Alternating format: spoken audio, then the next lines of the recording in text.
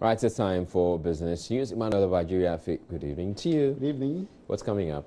Well, for some time now, the issue of non-performing loans has become a thorn in the flesh of many commercial banks, and it keeps rising. In fact, the third quarter results of some banks listed show that the levels are still going up.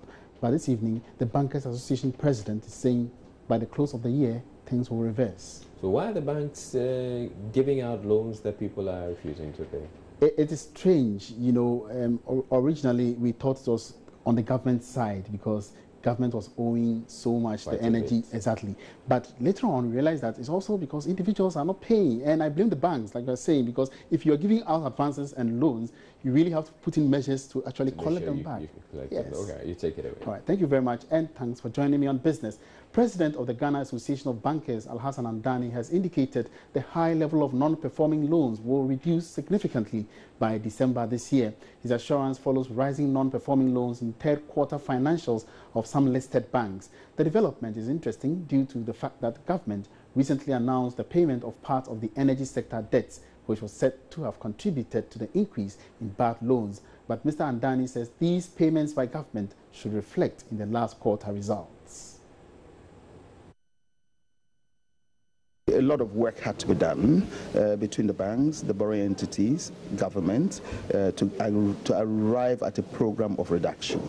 I'm happy to say that most of that work for the Volta River Authority and for the BDCs, the combination of which actually accounts for a large chunk of the industry level MPLs, the work has largely been completed. Indeed, heads of agreement has been signed between the lending banks, the Volta River Authority, the VRA, and the Minister of Finance to use the ESLA proceeds to pay down that debt. So in terms of unwinding that MPL, there's now certainty in the source of repayment to take down the debt, which is the energy sector levy. And to that effect, we've already got 250 million Ghana cedis upfront payment when we signed the agreement. The first quarterly payment under the VRA restructuring of 116 million was due 30th of September. That has come true. There's another installment payment, quarterly installment payment due 31st of December. We expect to get that. So largely, not only do we have clarity of the source of repayment, there's demonstrable ability to pay. So we hope to be able to reclassify the VRA debt across the industry to current and performing. So yes, there's a second big element, which is the bulk distribution companies, which were debts accumulated as a result of the FX movement, and also government still had a hand in the past prior to the total deregulation of the petroleum sector in setting the prices. That exercise has also been completed, where Ernst & Young was engaged to work with the banks and the BDCs to establish the exact amounts of letters of credit that were established and the price movement. So the difference, the FX differential largely has been determined, and as we speak, we're going through the final motions of receiving the payment from the central bank on account of all the BDCs that were impacted and the lending banks. And again, we should see those payments applied to reduce the books on the loans on the books of the banks and the BDCs. With respect to the BDC debt, so what's the position now? Is it about $300 million or $400 million? It's about $300 million US.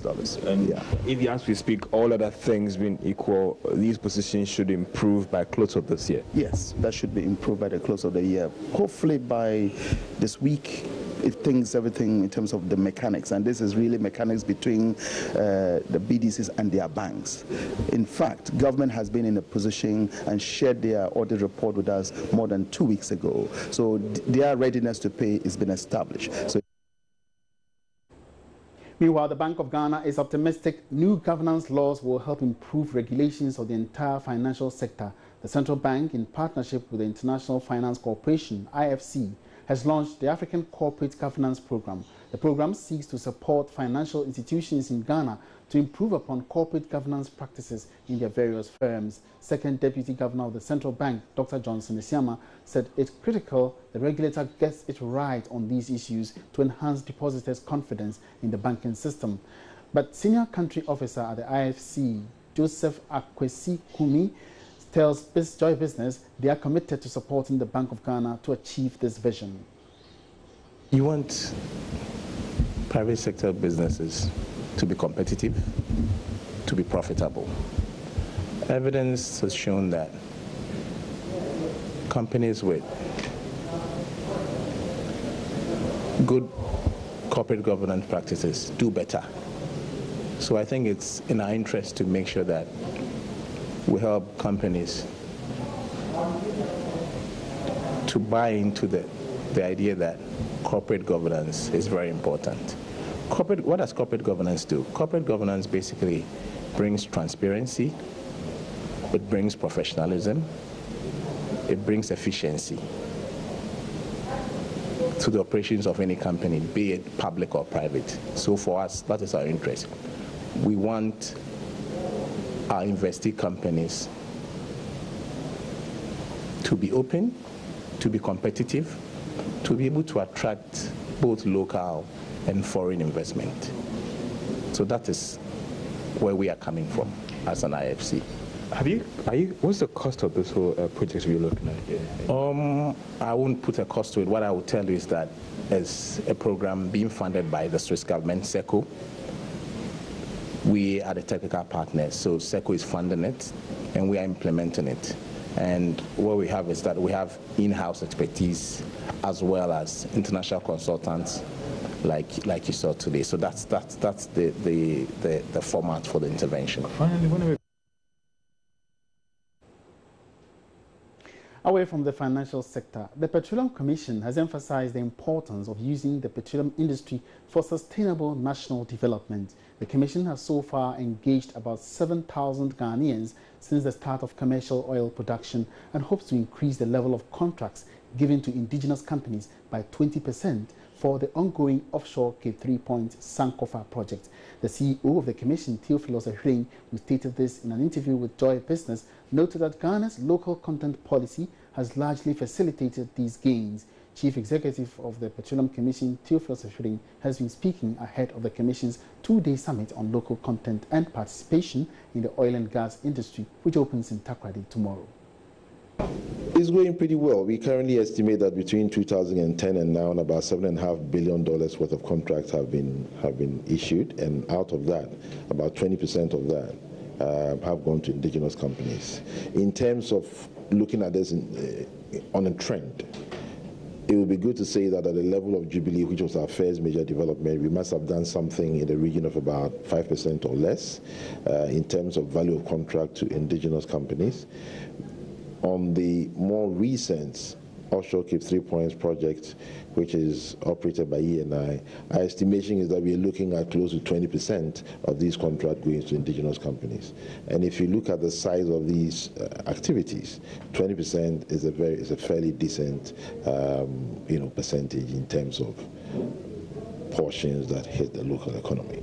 We must actually use petroleum as a basis for launching sustainable development, to let it impact the economy, to impact the people. So tomorrow, if the oil is run out, we will still have evidence that this oil has impacted the economy. And that is why we feel very strongly about local content. That is why we want the people to participate. As I speak, this industry now employs about 6,800 people. And out of this number, 70% of them are indigenous people. And I think that is good. We also have over 600 companies that are registered to do business in the sector. So out of the about 680 companies registered to do business, about 480 of them are indigenous companies. So this year's Oil Local Content Summit is under the theme Increasing In-Country Value and Capabilities of Domestic Businesses. And it focuses on the indigenous Ghanaian companies seeking to play significant roles in the country's emerging upstream petroleum sector. The event is officially supported by SME development partners, Ghana Supply Chain Development Program, Pixera Global, and USAID, with Joy Business as media partner. Now, still in the oil and gas industry, back to the downstream, Total Petroleum Ghana has welcomed plans by the National Petroleum Authority to implement a new fuel quality policy from next year. Speaking with Joy Business at the launch of the company's new promotion, Managing Director of Total Petroleum, Olivier Van Parijs, hinted that they are ready to work with a new regulation at no cost to the consumer. The move by the downstream petroleum regulator, the NPA, is to reduce the sulfur content in fuels imported into the country following concerns over the associated health hazards of the substance. This emanated from concerns by European Agency and the African Center for Energy Policy of high sulfur content in Ghana's fuels. Total says it is ready to adapt at no cost. We need to be happy because it's a very good news that diesel coming in the market, and I think it's exactly the role we are expecting an NPA to play. It's to permanently ensure that NA has got the last specification for its product. Started our discussion by saying that for Total the most important point is the quality of product, the quality of services. So the best we can get in the Ghanaian market, the more happy we are. So yes, we are completely ready. It will probably not affect our prices. You know, it depends, as NP has explained. The company was launching its new promotion that Total Wazoye, which aims to reward its loyal customers for the festive season. Managing Director of Total Petroleum, Oliver Van Paris Van Paz, spoke with Joy Business after the launch. The Ghanaian market is a very competitive market. We have, it means you need to be at the top of your game every day. So part of our strategy was to renovate completely today part of our strategy is to animate our service station and to reward our customers, to propose to them attractive prices because they are loyal to us, they trust the brand. As I said before, 100,000 customers are visiting every day Total Ghana service station. So it is something to have when you have on a daily basis more than 100,000 customers coming to you. It's important once a year to be able to reward them and to be able to offer them something for their loyalty. Oliver Van Paris is the Managing Director of Total Petroleum Ghana. And that's it for business. Thank you very much for watching. Do join us again same time tomorrow for more business stories. Meantime, you can log on to myjoyonline.com/business. My name is Emmanuel Abuaji. Keep watching.